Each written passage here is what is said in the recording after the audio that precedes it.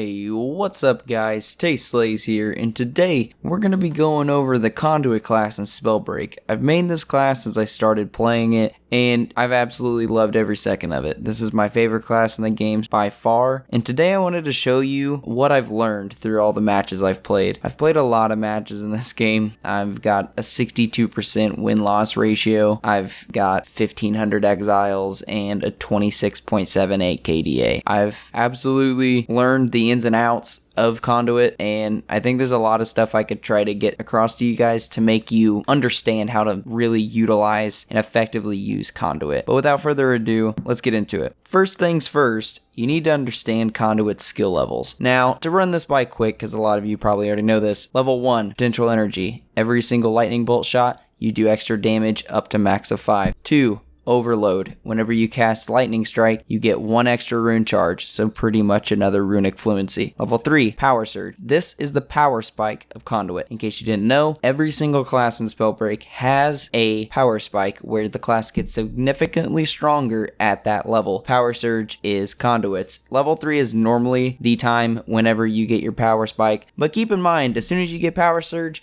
you can completely dominate with this class, and it's super easy. Level 4 is secondary strike. Your lightning strike has 4 additional strikes, and this is strong, but it's not going to be anything to really change how this class plays as strong as power surge is. But it's always great to be able to do that extra damage with more lightning bolts. Alright, second thing we're going to go into is talents, and talents I'd recommend for Conduit. I'm going to show you guys 2 builds that I'd recommend. One for consistency, which will be the first one, and one for total damage output, which will be number 2. So, first one, we're going to go with Runic Fluency, Fervor, and Thirsty. Runic Fluency, you might think's a little overkill because we already get 1 rune charge from the class, but that's the reason why Runic Fluency is good. 3 charges of your rune changes how you can use your runes drastically. You can use 1 rune charge just for repositioning if you absolutely need to mid-fight. There's a lot of things you can do with your runes in this game, and I think Runic Fluency is great with Conduit. Number 2, gonna be Fervor. Spellcast speed. Obviously, it's spellcast speed. The faster you can fire, the better off you're going to be. But the reason why I enjoy Fervor is I think Conduit is a great class for finishing off players, and I recommend using the flight rune, which we'll get into down the road. But when you're flying, if you have Fervor, you can actually cast lightning faster out of flight in order to catch people if you're mid-chase. Absolutely think Fervor is one of the best secondary options, but if you really want to, you could swap out dexterity for it. Number 3, Thirsty. Once again, this is kind of a swappable one. I think you can swap it if you absolutely want to. You guys don't sleep on Thirsty. For a 2 cost, it's absolutely insane how strong Thirsty can be. Even in solo, you get potion and shield consume speed increased, and that changes a lot. You can heal in situations you normally couldn't heal in. You can pop a big shield or a big pot way faster than you normally can, so you can get bigger heals off before the enemy can catch up to you if they're chasing you. And also, if you're on a team, I would recommend at least one of your teammates running Thirsty every single round, because it is super beneficial, not only in team fights, but just in general. Say your team's running low on shield or health, across the board. You could drop your player with Thirsty, a shield, and at least everyone is going to benefit from that shield. It's absolutely one of the strongest abilities I've ever seen in a battle royale, and do not sleep on it. And while we're in the talks of this, all you people that run Vital Stone, stop. It's not good. Stop running it. It's a waste of 3 cost, guys. Just don't run it anymore, please. Okay. Now that we got that out of the way, let's go into our damage build. Alright, so our mine for the damage build is going to be Focused Mana. Now, this goes in with our Power Surge. With Power Surge, at level 3, when we cast Lightning Bolt, we have infinite mana for casting for 4 seconds. Now, levitating will still drain the bar, so keep that in mind. After you do this, if you're trying to do this build, don't try to levitate. You want to keep that bar above 80%. But, as you can see, Focused Mana reads, with at least 80% mana, your spell and damage increases by 15%. And this is on the low end. This actually gets higher with scrolls. But just keep that in mind. Whenever you get to that Power Surge, you can use your Lightning Bolt with 80% mana, and every single shot for that 4 seconds, on top of having infinite mana, is going to have that extra damage from Focus Mana. Once again, run Fervor for body for this one. When you're wanting total damage output, you want that cast speed. Trust me. Level 3 is going to be Recklessness. Recklessness is from level 6 in Ice. If you guys haven't got it yet, I recommend getting it, especially if you want to try out this build.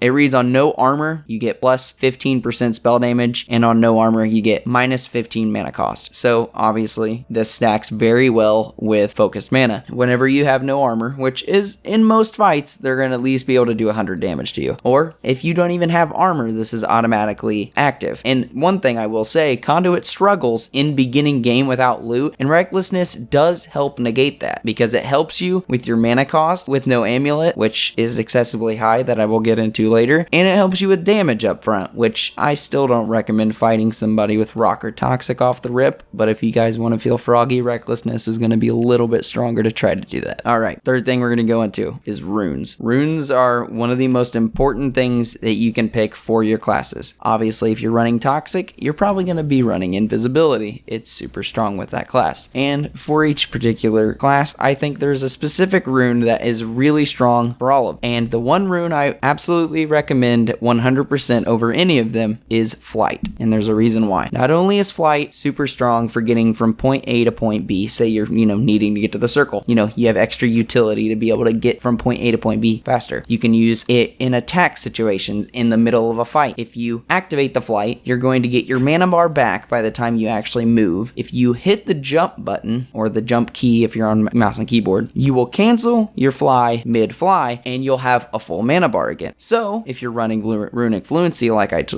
I recommended, you have an extra rune to be able to reset your mana bar mid-fight without having to sit there and recharge. It's a lot stronger than it might sound, especially when you use it in real-world situations. And another thing that comes with Fly is the potential of chasing. This is where I believe Conduit really holds its value in team fights. In a lot of situations, and I'm sure you guys, if you can just think back to some of your recent games, there's a lot of times where your team might focus somebody and they get super weak, and you know what they do? They run. They try to fly out, they try to invis out, they try to dash out. They're going to try to get back and heal. The Conduit of the team, take it into your own hands to make sure that that man doesn't get his heals off. You want to chase that man to oblivion to help your team make sure that they got that kill that they did all that damage for. You want to make sure that the team gets that knock and make the fight a 2v3. Put yourself on the winning side. Don't do yourself a disservice and get that man weak just for him to go back, heal, and come back fully healed. It can happen a lot in this game. You can pop heals pretty quick in this game. It might not come back all at once, but you can get health back pretty quick. So you want to take it into your own hands to make sure as the Conduit that you make sure those players die after they get weak. And that's another reason why Fly is super important. With 3 charges with Runic Fluency for the consistency build, unless you are playing against another Conduit with Runic Fluency, there is no one, even with Flight, that can outrun you. Because even then, they will still have 3 charges the same as you. And so you can use that to chase people into oblivion to make sure that there is no way they can disengage from you. You can always keep chasing with this loadout, and it's super strong. Do not sleep on it. And the thing with Flight is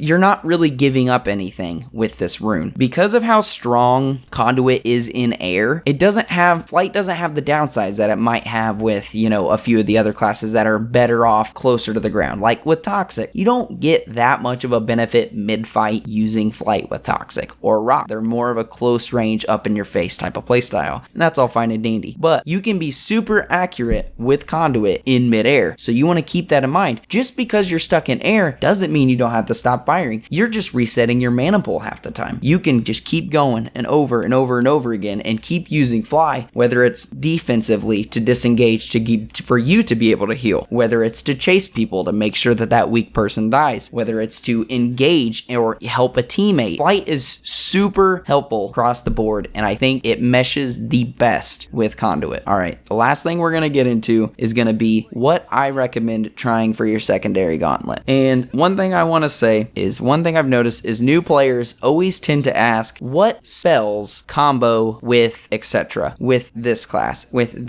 They go out, they pick their main class, and then they look and see what spells combo. The comboing system in this game is super interesting. It's super cool, and there's a lot of stuff in a lot of utility you can do with it. But one thing I want you guys to rethink whenever you're picking your secondary Gauntlet, this is for Conduit and for any class. I want you to learn. The more you use it, the more you realize the situations that you die in. What I want you to do is I want you to think back and think, if I would have had a different Gauntlet, would I have won that fight? If I would have ran Toxic in my offhand here, could I have won this fight? And it doesn't always have to be something that combos.